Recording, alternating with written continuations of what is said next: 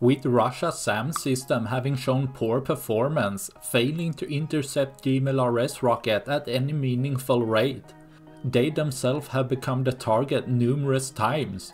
But even with longer range, slower flying, ground-launched small diameter bomb, they have shown its effectiveness in managing to avoid Russian SAM system, being delivered in limited numbers for now, but being a possible game changer if delivered in high enough quantities, shown with this strike as a Russian drone operator position was targeted.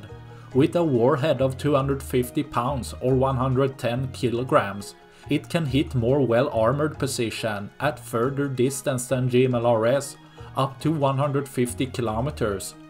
With Russia struggling to intercept even slower moving targets, lets this become a highly effective weapon system for Ukraine.